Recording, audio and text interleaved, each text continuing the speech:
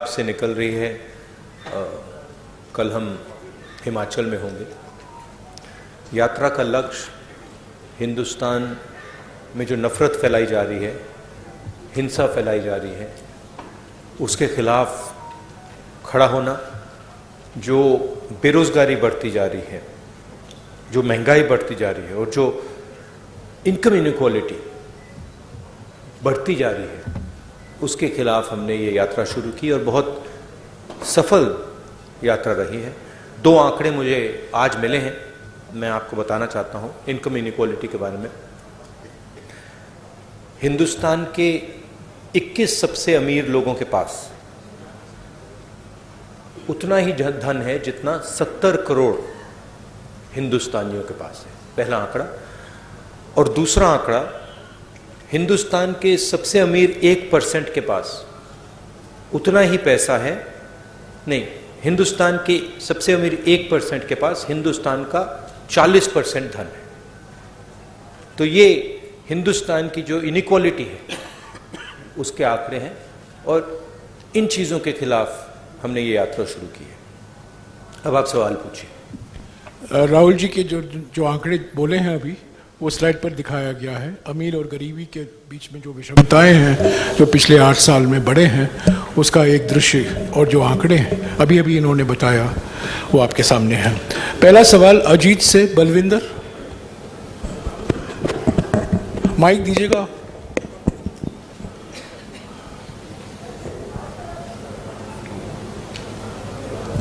अगर बलविंदर नहीं है, जगबानी से विजय नागला।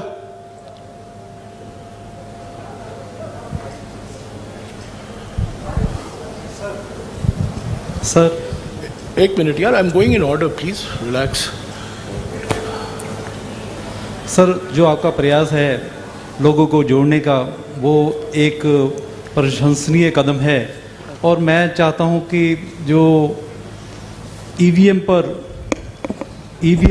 जो लोगों में धारणा है कि ईवीएम के कारण कांग्रेस पुनः सत्ता में नहीं आ सकती, क्या आप ईवीएम पर भी कोई फैसला लेना लोगे, ऐसा कि जिससे लोगों के जो धारणा बनी हुई है कि ईवीएम, जब तक ईवीएम रहेगी कांग्रेस कभी सत्ता में वापस नहीं आ सकती? ईवीएम की बात विपक्ष ने हमने 2-3 बार करी है और वो चर्चा चल रही है, मगर ईवीएम सिर्फ एक एलिमेंट है। जैसे मैंने पहले भी कहा है, आज हिंदुस्तान के सारे इंस्टीट्यूशंस आरएसएस और बीजेपी ने कंट्रोल कर दिए हैं और हिंदुस्तान के सब इंस्टीट्यूशंस पर उनका दबाव है। प्रेस पे दबाव है, ब्यूरोक्रेसी पे दबाव है, इलेक्शन कमीशन पे दबाव है, जुडिशरी पे प्रेशर डालते हैं। तो सारे के सारे इंस्टीट्यूशंस पर उन्होंने कब्जा कर रखा है। तो ये लड़ाई अब जो पहले राजनीतिक लड़ाई होती थी वैसी लड़ाई नहीं है। एक पॉलिटिकल पार्टी दूसरी पॉलिटिकल पार्टी के बीच में लड़ाई नहीं है। अब ये हिंदुस्तान के इंस्टीट्यूशंस जो इन्होंने कैप्चर करे हैं उनके बीच और ऑपोजिशन के बीच में लड़ाई है। उसमें एक फैक्टर ईवीएम है, मगर बहुत सारे दूसरे फैक्टर भी हैं। हिंदुस्तान में जो नॉर्मल डेमोक्रेटिक प्रोसेसेस होती हैं आज वो नहीं है। जो विपक्ष के लोगों पर आक्रमण हो रहा है, सीबीआई, ईडी, पेगासस, ये नॉर्मल डेमोक्रेटिक फंक्शनिंग नहीं है। भास्कर से गिरिजेश मिश्रा।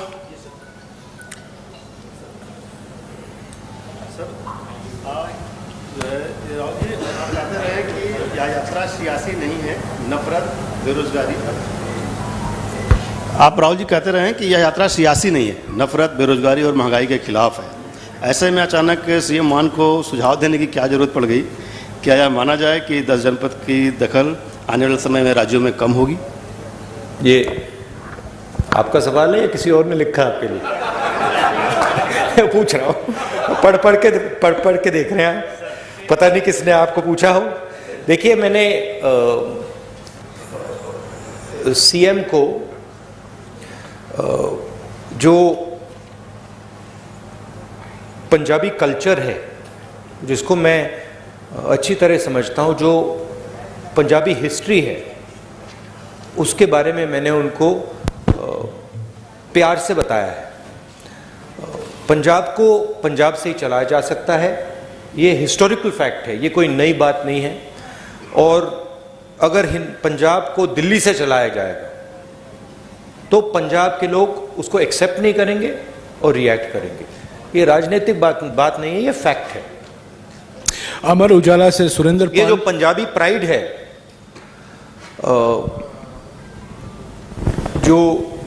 जो पंजाबी सेल्फ बिलीफ है, कॉन्फिडेंस है, प्राइड है, वो इस चीज को कभी एक्सेप्ट नहीं करेगी। और इसको हमने जनरली कांग्रेस पार्टी में हमने इसको रिस्पेक्ट किया है। अमर उजाला से सुरेंद्र पाल।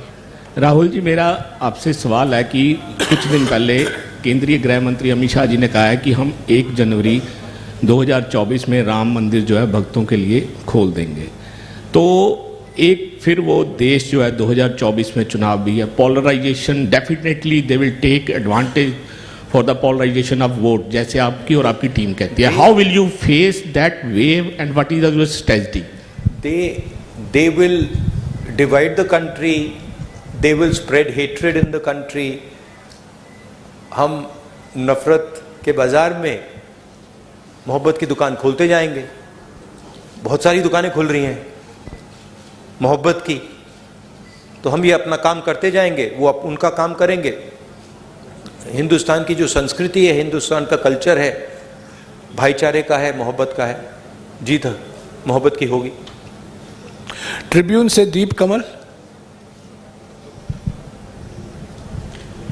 राहुल जी, माय क्वेश्चन, हाँ जी, in 2022 many BJP many leaders from Congress have gone to BJP, and do you think there's a leadership crisis left in the party, and what role do you think Mr. Sidhu will have once he's out of his judicial custody? I think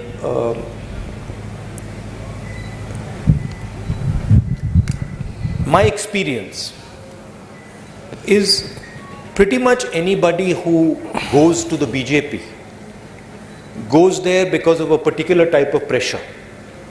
Okay, it's a hidden pressure, you can call it.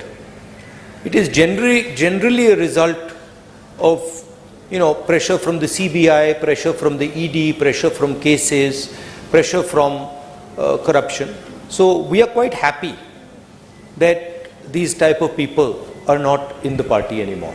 And I think as far as the party is concerned, what I've seen on the street is tremendous enthusiasm, extremely dynamic workers, and a mix of senior and young leaders. So what I see in the Congress party is extremely capable leadership all the way from the top to the worker level. So I'm not worried about that. In fact, I'm quite happy that some of the sort of riffraff has gone somewhere else. Hindustan Times से Harpreet Kaur. No supplementary, please, madam. Please sit down. Harpreet Kaur. Everybody will have a role. Everybody will have a role to play. We are a democratic party. We like to involve all people and function together. Hindustan Times से हरप्रीत कौर नहीं आई है, आई है। I want to ask about the security lapses during your yatra. Even today we heard that there was some lapse. So what you have to say about that? What lapse was there today? Somebody came from the crowd? Someone came to hug me. I don't know why you're calling that a lapse. I think the person was, he was checked by the security people. He was a bit overexcited. It's not a problem. It happens quite often. The PCC president has already issued a statement on this incident, which you call a lapse. It's not a lapse. Indian Express, Navjeevan Gopal. There's quite a lot of enthusiasm in the yatra. Many people get overexcited, and that was a case where he was a bit extra charged up. So there's no problem. It's happened many times before. I wouldn't call that a security lapse. Indian Express से नवजीवन Gopal. Hi. opposition parties like Akali Dal, they are raising questions on your visit.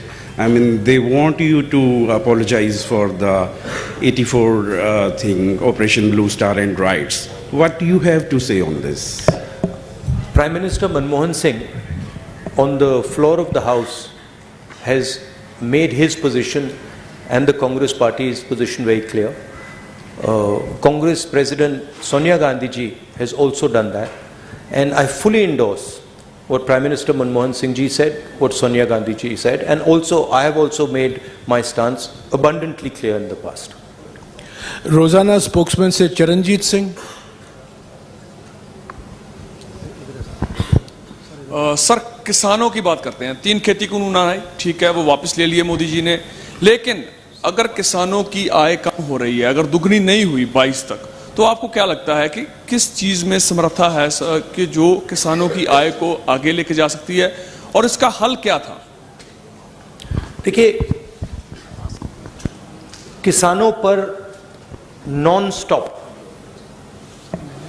आक्रमण हो रहा है, और एक जगह से नहीं हो रहा है, मल्टीपल एंगल से हो रहा है, और जो उसको प्रोटेक्शन मिलनी चाहिए वो प्रोटेक्शन उसको नहीं मिल रही है। यूपीए के समय हमने प्रोटेक्शन दी थी, कर्जा माफ किया था, एमएसपी थी, अलग अलग हमारे अप्रोचेस थे, मगर मैं ये भी कह सकता हूं कि शायद हमने भी जितना करना था हमने नहीं किया, उससे ज्यादा करना चाहिए था, क्योंकि किसान देश को भोजन देता है। भैया थोड़ा हट जाइए। देश को भोजन देता है, वो देश की एक प्रकार से रीढ़ की हड्डी है, और एग्रीकल्चर पे बाकी चीजें बिल्ड हो सकती हैं। तो चाहे हमारी यहां सरकार आए, चाहे यूपीए जैसी सेंटर में हमारी सरकार आए, किसान will be our central focus. उसकी हम प्रोटेक्शन करेंगे। हमने न्याय योजना की बात की थी, जो मिनिमम इनकम गारंटी सबसे गरीब लोगों के लिए, वो किसानों को, गरीब किसानों को मिलेगी। तो हमारा विजन एग्रीकल्चरल सेंट्रिक है, और हम चाहते हैं कि एग्रीकल्चरल सेक्टर में टेक्नोलॉजी जाए, कोल्ड चेन्स बने, एग्रीकल्चरल स्ट्रक्चर में जॉब्स क्रिएट हों। तो हमारी स्ट्रेटजी का सेंट्रल पीस है। प्राइम एशिया से नंदप्रीत सिंह। राहुल जी, आपने इस यात्रा के दौरान सबसे बड़ा अटैक एक तो बीजेपी पे किया है और दूसरा मीडिया पे किया है, 4th पिलर है डेमोक्रेसी का। इस पे मेरा सवाल ये है कि मान लीजिए कांग्रेस सत्ता में आती है और आप प्रधानमंत्री बन जाते हैं, तो जो ये नेशनल टीवी पे जो आजकल जिसको आप गोदी मीडिया का नाम देते हो, तो उस पर हिंदू मुस्लिम का एक चलता है, आप बोलते हो कि भारत को बांट रहे हैं वो, तो क्या आप उस पर रोक लगाएंगे? और क्या आप बोल रहे हो कि मीडिया गुलाम है, क्या आप भी उनको अपना गुलाम बना लोगे फिर?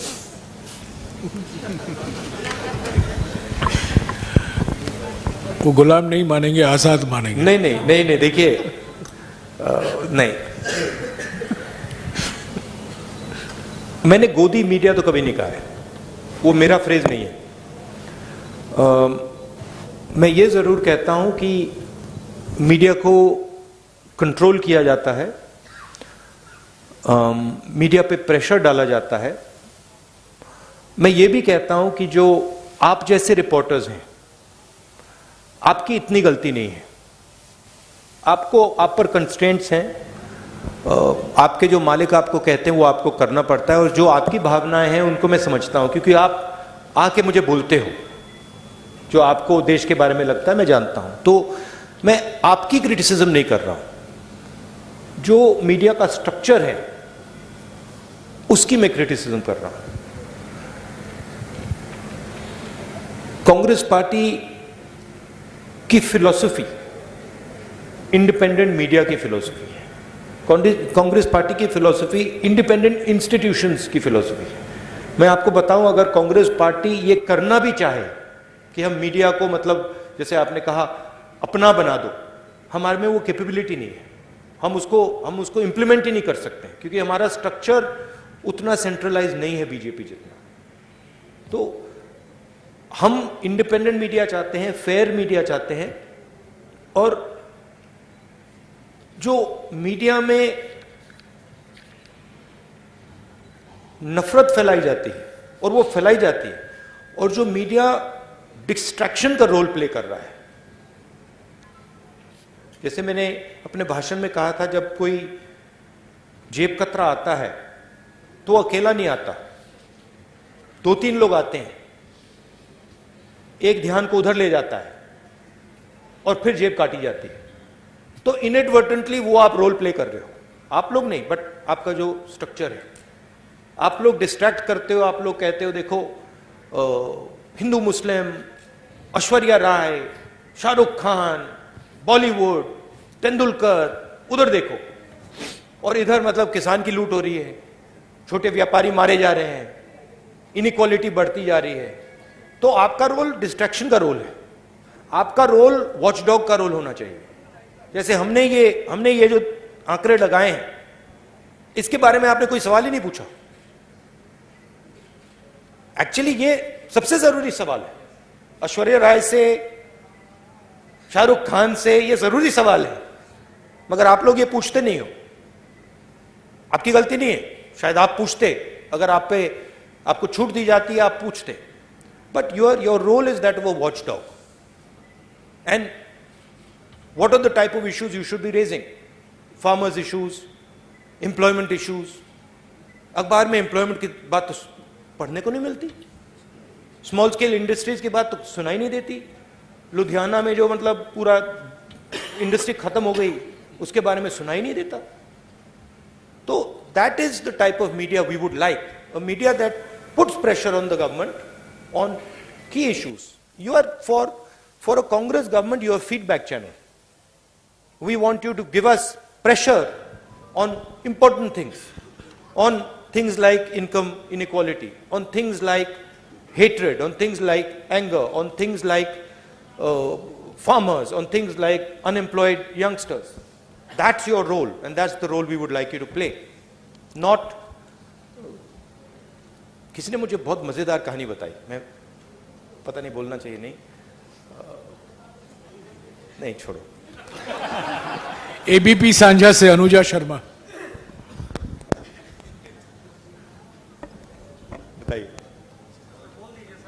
नहीं, अभी समय वक्त नहीं है, प्लीज बोलने दीजिए, सवाल करने दीजिए। या अनुजा।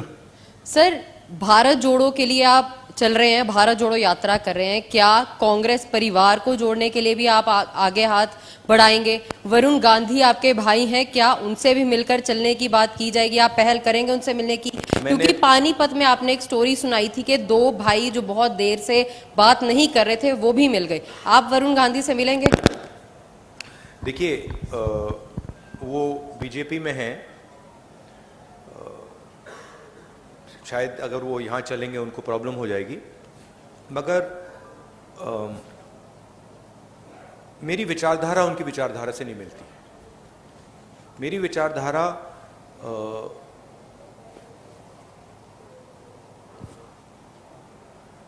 मैं आरएसएस के ऑफिस में कभी नहीं जा सकता। आप मेरा आपको गला काटना पड़ेगा पहले, मैं नहीं जा सकता। और मेरा जो परिवार है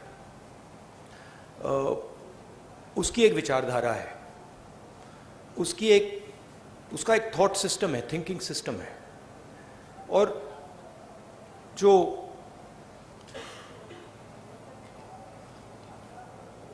वरुण है, उन्होंने एक समय, शायद आज भी, उस विचारधारा को अपनाया और उस विचारधारा को अपना बनाया। तो मैं उस बात को एक्सेप्ट नहीं कर सकता। मैं जरूर प्यार से मिल सकता हूं, गले लग सकता हूं, मगर उस विचारधारा को मैं एक्सेप्ट नहीं कर सकता, कर नहीं सकता, इम्पॉसिबल है मेरे लिए। वो अलग रिश्ते होते हैं, बट मेरा पॉइंट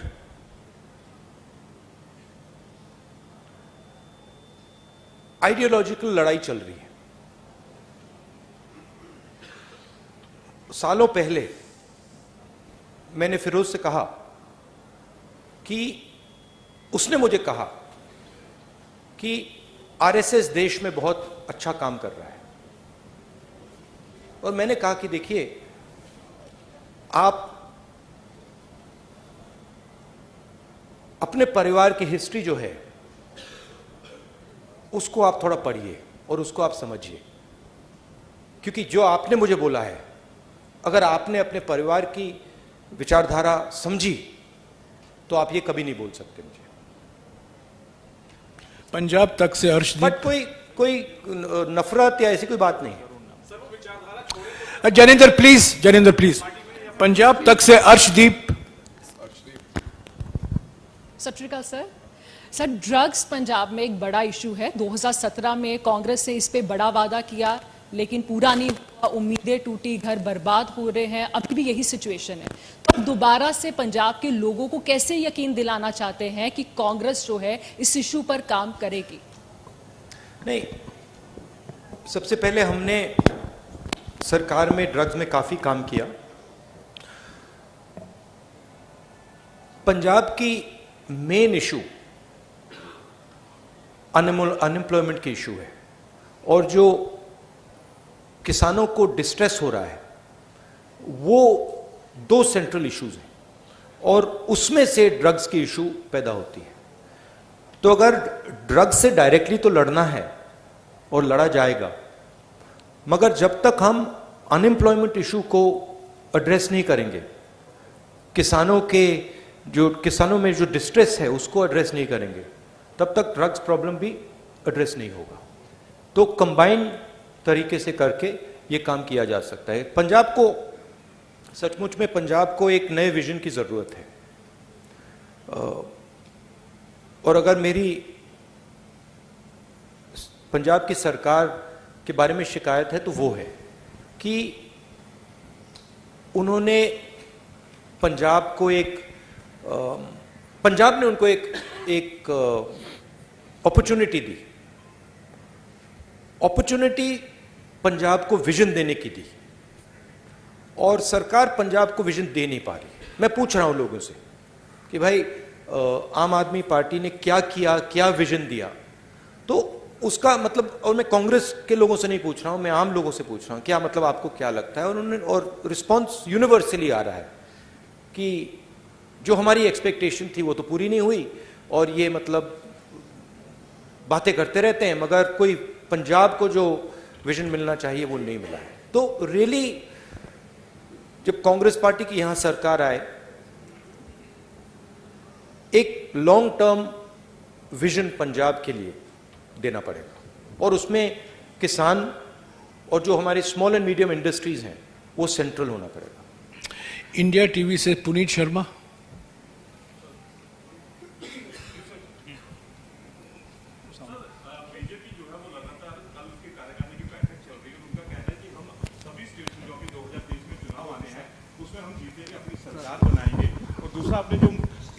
एक सवाल ऑल पार्टी मीटिंग जो आपने बुलाई है, क्या उसमें सभी लोग आ रहे हैं या फिर यूपी की तरह उसमें भी कुछ लोग शामिल नहीं होंगे? नहीं, देखिए,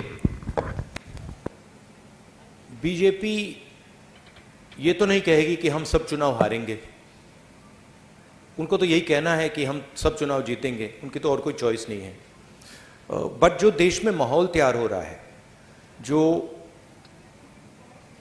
खास तौर से जो इकोनॉमिक डिस्ट्रेस है, जो अनएम्प्लॉयमेंट है, जो प्राइस राइज है, उससे बीजेपी को जबरदस्त चोट लगेगी। That is abundantly clear. और मैं मतलब निकला हूं, सड़क पे चलकर निकला हूं, मध्य प्रदेश से मैं निकला हूं, बाकी स्टेट से, कर्नाटक से, ये तो क्लियर है कि बीजेपी के खिलाफ काफी गुस्सा है। सनमार्ग से कनिका।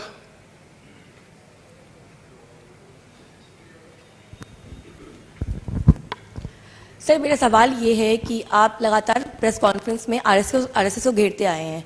आरएसएस द्वारा अभी मोहन भागवत ने एक बयान दिया 2019 के चुनाव से पहले, उन्होंने कहा कि भगवा ही हमारी पहचान है। तो इस बयान को आप किस तरह से देखते हैं? नहीं, जैसे मैंने कहा,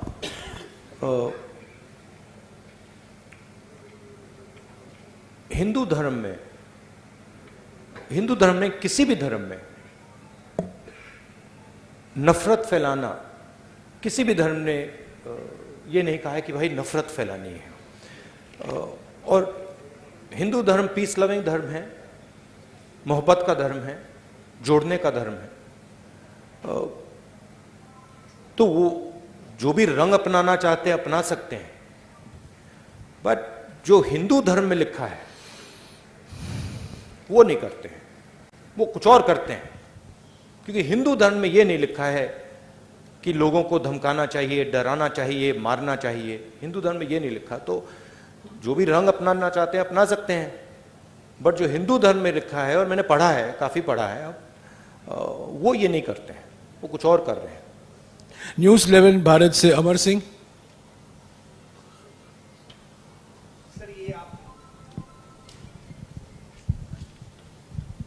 सर ये यात्रा आप कर रहे हैं और एक रिपोर्ट में ये कहा गया कि पूरे विश्व में सबसे ज़्यादा गरीब लोग जो है हिंदुस्तान में हैं, और आपके ओपनिंग रिमार्क में भी था कि अमीर लोग अमीर होते जा रहे हैं और गरीब लोग गरीब होते जा रहे हैं। क्या आप या आपकी सरकार आएगी तो इस पर कुछ करेंगे आप लोग, या फिर कोई ऐसा होगा कि जो पैरेलल हो जाए?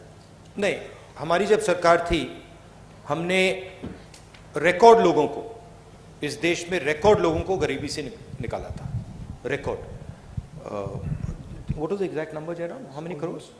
20 करोड़। 20 करोड़ लोगों को हमने गरीबी से निकाला था, यूपीए की सरकार। उन लोगों को नरेंद्र मोदी जी ने वापस गरीबी में डाल दिया है। तो हमारी पॉलिसीज हिंदुस्तान को इकोनॉमिकली आगे बढ़ाने की होती हैं, मगर हमारी पॉलिसीज गरीब लोगों की रक्षा करने की भी होती हैं। चाहे वो मनरेगा हो, चाहे वो भोजन का अधिकार हो, चाहे वो ज़मीनी अधिकरण बिल हो, न्यामगिरी ट्राइबल राइट्स हो, तो हम प्रोटेक्ट करके लोगों को, देश को आगे ले जाते हैं। और मुझे लगता है कि हिंदुस्तान के सामने सेंट्रल प्रॉब्लम अनएम्प्लॉयमेंट का प्रॉब्लम है। जो स्मॉल और मीडियम इंडस्ट्रीज पर आक्रमण हो रहा है, जो किसानों पर आक्रमण हो रहा है, इसके कारण बेरोजगारी बढ़ रही है। तो हमें एक किसानों के लिए, स्मॉल और मीडियम बिजनेसेस के लिए की रक्षा करनी पड़ेगी और उनको बढ़ावा देकर ये जो बेरोजगारी है इसको मिटाना पड़ेगा। पंजाब टुडे से राजेंद्र सिंह।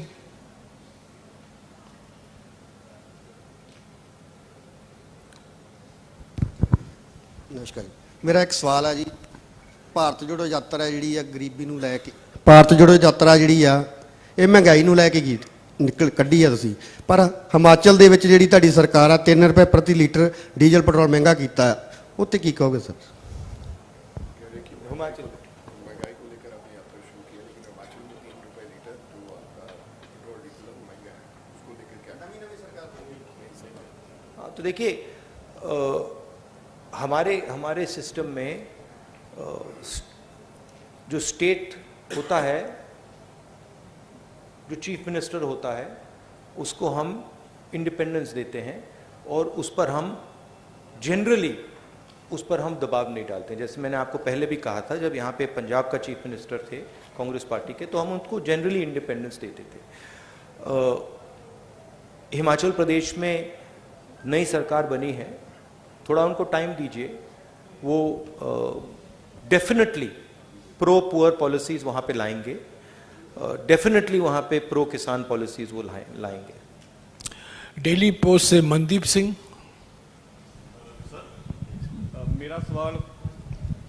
ਮੇਰਾ ਸਵਾਲ ਪੰਜਾਬ ਦੀ ਲੀਡਰਸ਼ਿਪ ਦੇ ਨਾਲ ਹੈ। 2022 ਦੀਆਂ ਵਿਧਾਨ ਸਭਾ ਚੋਣਾਂ ਦੇ ਵਿੱਚ ਤੁਸੀਂ ਚਰਨਜੀਤ ਚੰਨੀ ਹੋਣਾ ਨੂੰ ਮੁੱਖ ਮੰਤਰੀ ਐਲਾਨਤਾ ਸੀ, ਤਾਂ ਇੱਕ ਟਾਈਮ ਤੇ ਲੱਗਿਆ ਵੀ ਸੀਗਾ ਕਿ ਇਹ ਸਰਕਾਰ ਰਿਪੀਟ ਹੋ ਸਕਦੀ ਹੈ, ਪਰ ਜਦੋਂ ਵੀ ਚਰਨਜੀਤ ਚੰਨੀ ਕੋਈ ਫੈਸਲਾ ਲੈਂਦੇ ਸੀਗੇ ਤਾਂ ਨਵਜੋਤ ਸਿੰਘ ਸਿੱਧੂ ਸ਼ਾਮ ਨੂੰ ਉਸੇ ਫੈਸਲੇ ਦੇ ਖਿਲਾਫ ਇੱਕ ਪ੍ਰੈਸ ਕਾਨਫਰੰਸ ਕਰਦੇ ਸੀਗੇ। ਚਰਨਜੀਤ ਚੰਨੀ ਵਰਸਸ ਨਵਜੋਤ ਸਿੰਘ ਸਿੱਧੂ ਉਦੋਂ ਦੇਖਣ ਨੂੰ ਮਿਲਿਆ। ਤੁਹਾਨੂੰ ਲੱਗਦਾ ਕਿ ਉਹ ਫੈਕਟਰ ਜਿਹੜਾ ਆ ਤੁਹਾਡੀ ਪੰਜਾਬ ਦੇ ਵਿੱਚ ਸਰਕਾਰ ਨਹੀਂ ਬਣਾ ਸਕਿਆ, ਤਾਂ ਕੀ ਹੁਣ ਨਵਜੋਤ ਸਿੰਘ ਸਿੱਧੂ ਵਰਸਸ ਬਾਕੀ ਲੀਡਰਸ਼ਿਪ ਨਾ ਹੋਵੇ, ਉਹਦੇ ਲਈ ਕੀ ਕੁਝ ਕੀਤਾ ਜਾ ਰਿਹਾ? नहीं, देखिए पिछले चुनाव में काफ़ी एंटी इनकम्बेंसी थी, ज़रूर लीडरशिप के बीच में इश्यूज होती थी, बट ये आसानी से मैनेजेबल इश्यूज हैं और आइंदा ये आने वाले समय में ये इश्यूज नहीं होंगी। कोई ऐसी प्रॉब्लम नहीं है, सब एक साथ मिलकर चल रहे हैं। नहीं, वो लीडरशिप में कमी जब आती है जब जनता में थोड़ा प्रेशर बनता है, और इस बात को एक्सेप्ट करना पड़ेगा कि जो पिछली कांग्रेस सरकार थी उसके खिलाफ एंटी इनकम्बेंसी थी, वो सच्चाई है, और उसका नतीजा मतलब आम आदमी पार्टी चुनाव जीती है। बट अब मुझे लग रहा है कि वो जो एंटी इनकम्बेंसी जो फीलिंग कांग्रेस पार्टी के खिलाफ थी वो अब गायब हो गई। तो अब कांग्रेस पार्टी को बिल्ड करना है, और मुझे लगता है कि आसानी से यहाँ पे हम अगली गवर्नमेंट फॉर्म करेंगे। टाइम्स ऑफ इंडिया से IP Singh.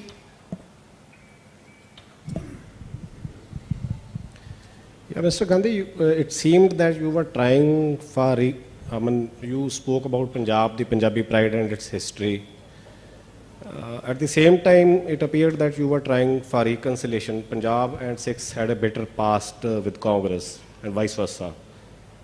You appear to be doing something to attempting a reconciliation. Would you do that, or do you think enough has been done for that reconciliation? Look, it's not. It's a question of affection. I have tremendous affection. I would even go further than affection and say I have tremendous love and affection for the people of Punjab, and in particular the Sikh community. Okay, so reconciliation is a small word. I have love and affection for the people of this state, and I have huge respect for the Sikh community, what they have done and what they're going to do in the future. It's an emotional statement, right? I think India would not be India had it not been for the Sikh community. You play a central role here. In many ways, you're a part of the backbone of this country, and that is something that I value tremendously. Newsbeat से Shalu Sharma, please. 5 minutes. Yeah. 5-6 minutes. Hello sir, Shalu Sharma from Newsbeat. Sir, मेरा सवाल ये है कि क्या 3200 kilometre चलने के बाद राहुल गांधी नफरत की दीवार में सेंध लगाने में कामयाब हो पाए? ज़रूर हुए, और बहुत कुछ सीखने को मिला, बहुत कुछ देखने को मिला। अभी यात्रा ख़त्म नहीं हुई है, मगर यात्रा तो काफ़ी सक्सेसफुल रही है, और मुझे ये देखकर बहुत खुशी हुई कि इस देश में लाखों करोड़ों लोग जो बीजेपी की नफरत भरी आइडियोलॉजी है उसको एक्सेप्ट ही नहीं करते हैं, और मोहब्बत की बात करते हैं, रिस्पेक्ट की बात करते हैं, भाईचारे की बात करते हैं। तो ज़रूर एक बीजेपी ने देश के सामने एक विजन रखा है, नफरत भरा हुआ विजन रखा है। यात्रा ने एक और दूसरा विजन दिखा दिया है। यात्रा ने देश को, और देश ने एक्सेप्ट भी कर लिया है कि दो विजन है हिंदुस्तान के, एक नफरत भरा, उसको एरोगेंट, अहंकार से भरा, और दूसरा मोहब्बत का, इज्जत का, रिस्पेक्ट का, भाईचारे का। वो तो क्लियर है, और इस यात्रा ने वो बहुत अच्छी तरह डेमोन्स्ट्रेट किया है। यात्रा में आपको नफरत नहीं दिखेगी। आप चलिए हमारे साथ, आपको कहीं नफरत दिखी? कहीं आपको मतलब किसी को मारते हुए आपने देखा? नहीं, सवाल नहीं उठता। तो 3500 किलोमीटर, 3400 किलोमीटर हम चले हैं, किसी ने कोई हिंसा नहीं की, कोई नफरत नहीं की, किसी ने मतलब एक दूसरे से गलत तरीके से बात तक नहीं की। तो ये एक हिंदुस्तान का छोटा सा एक विजन है, और इसमें से बहुत सारे दूसरे विजन्स निकल सकते हैं। राहुल जी, अभी 3-4 लोग बाकी हैं जो कई प्रेस कॉन्फ्रेंस में आए हैं, उनको मौका नहीं मिला। जल्दी उनको हम मौका दे दें 5-6 मिनट में। मैं पहले बुलाऊंगा शमिन जॉय, डेक्कन हेरल्ड से। This is regarding Mohan Bhagavat's remarks in an interview recently. He said it is natural for Hindus to be aggressive because they have been in a war for over 1,000 years, and that Muslims should abandon the narrative of supremacy. How do you see these kind of remarks? No, just repeat what you said in the first part. In a recent interview, Mohan Bhagavat has remarked that it is natural for Hindus to be aggressive because for the last thousand years they were in a war, and the Muslims have to abandon the narrative of supremacy. Right. So, what is your take on that? I don't know which Hinduism he's quoting. I've never heard this. I mean, I've read the Gita, I've read the Upanishads. I've never heard this that Hindus should be aggressive. Hinduism is all about observation, about self-observation, about understanding the self, about humility, about compassion. I have not read this. I don't know what he's talking about. Maybe he's not read these books. Maybe this is some other idea that he's picked up. But I have not read that, even Lord Ram felt compassion for Ravan. Even Lord Ram, when Ravan was dying, Lord Ram was gentle, was loving, was affectionate. So I don't know where this gentleman is getting these ideas. They're certainly not Hindu ideas. They are RSS ideas. They're not Hindu ideas. जी से अनमोल Gulati. Thank you Jairam जी. राहुल जी, पंजाब के अगर मुद्दों की बात की जाए तो पानी का मुद्दा पंजाब का ऐसा है जो काफ़ी लंबे समय से जिस पर सिर्फ सियासत हुई है. SYL के मुद्दे पे पंजाब के मुख्यमंत्री ने एक सॉल्यूशन दिया था, YSL. तो क्या आपको लगता है YSL जो की है ये सही सॉल्यूशन है? एंड एक छोटा सा साथ में एक सप्लीमेंट्री नहीं होगा छोटा सा. These are extremely complicated matters that are not to be discussed lightly in a press conference like this. The aim of this press conference is Bharat Jodo Yatra, and these are attempts at distracting the narrative, and I'm not going to respond to it. Sir आपके दस्तार पे Soni Mishra from the Week, आपको जवाब मिल गया. Soni Mishra from the week.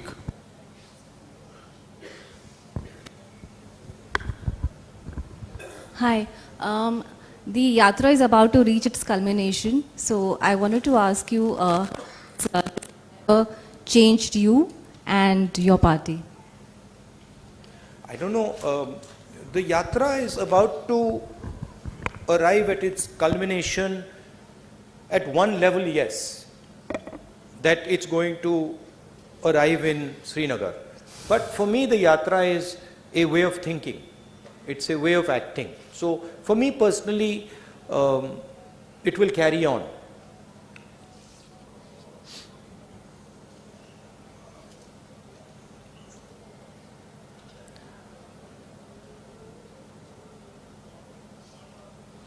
For me, walking across this country has been an extremely humbling experience. It's one thing as a politician to go somewhere by car or take a flight, go somewhere and then meet people and listen to them, and you learn quite a lot like that. You can sit with a farmer and you can talk to him. It's a completely different thing when you're walking on the road, and particularly when you're walking on the road for 120 days in a row, where you're feeling a bit of pain, pressure, so that's been one very humbling thing. The second thing is, when you're walking, you see the difficulty that people in India face. Farmers face, unemployed youngsters face, laborers face, small and medium businesses face. And the thing that has amazed me is the amount of resilience our country has. I just cannot even believe the amount of strength and resilience that our people have. The other day I made a statement that, I don't think the West can take on the Chinese. And I made that statement after seeing our country. The amount of pressure our people can take with a smile, no problem. It's completely mind-blowing, mind-boggling. And so for me, it's a tragedy that we are wasting this potential. It's a tragedy that, 1% of India owns 40% of the assets of this country. It's a tragedy, one, because it's unfair. But two, because you're stifling the growth of this country. I met so many small and medium business owners. And I ask them a question always. I'm like, listen, tell me something. Do you think you can become a 1,000 crore business or a 2,000 crore business or a 10,000 crore business? All of them say, no, it's impossible. We can't do it. Why not?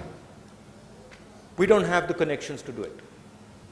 We simply cannot enter the political space. Doors are closed for us. We can't do it. There's an acceptance. But you can't build India like that. You can't, 20 people are not going to be able to build India. You need 10,000, 20,000, 30,000 solid business people to build this country. So we are heading into an accident, it's pretty clear. We are heading into an accident on the employment front. We are heading into an accident with the Chinese. We are heading into an accident on multiple fronts. And that to me is visible when I'm walking. शुक्रिया राहुल जी। जिनको मौका नहीं मिला है, आपको जम्मू में आमंत्रित हैं हम लोग। जिनको जम्मू में मौका नहीं मिलेगा, आप श्रीनगर में आइए। अभी राहुल जी आपके साथ फोटो खिंचाएंगे। हो गया, प्रेस कॉन्फ्रेंस हो चुका है, प्लीज, हो चुका है। राहुल जी को जाना है, हो चुका है, प्लीज।